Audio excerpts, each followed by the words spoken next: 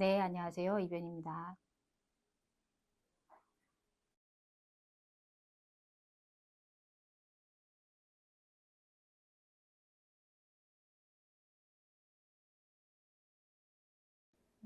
네. 아마 경찰에서 해당 가상자산을 어떤 명목으로 받았는지 조사하기 위해서 출석을 요구하시는 것 같은데요. 실은 가상자산 미싱이란 것이 결국 출처를 속이기 위해서 보통 하는 행위들이기 때문에 사실 여러분들이 받은 그 가상자산이 대마초와 같은 그 마약류, 불법 마약류 판매 대금일 수도 있고, 보이스피싱 사기 편취 금액일 수도 있습니다. 그래서 그런 명목을 확인하기 위해서 경찰에서 출석 요구하는 가능성이 있습니다.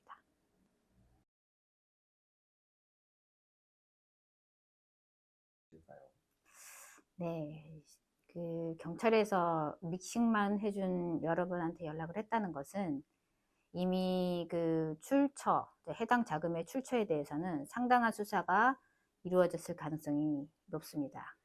그래서 실은 여러분한테는 이 해당 범죄로 얻은 수익금의 규모가 얼마인지, 정확히 얼마인지, 또는 여러분이 해당 범죄에 어디까지 개입되어 있는지 확인하기 위해서 출석 요구하시는 단계일 수 있겠네요.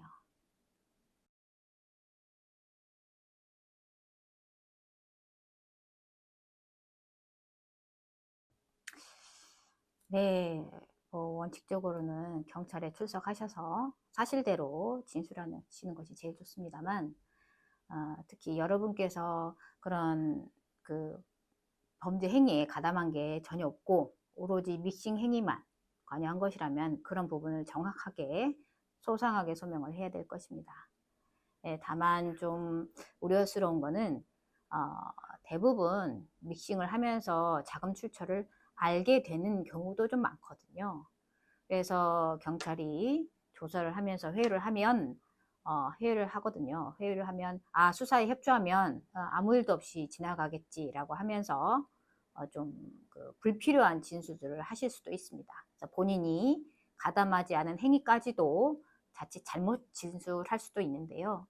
여러분이 경찰 단계에서 수사에 협조한다고 해서 경찰에서 사건이 종결되지는 않습니다.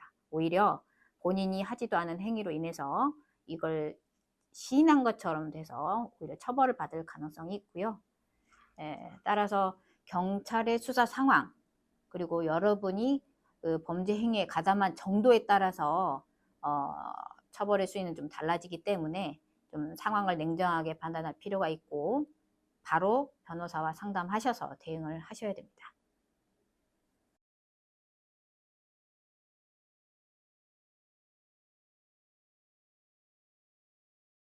수도 있나요?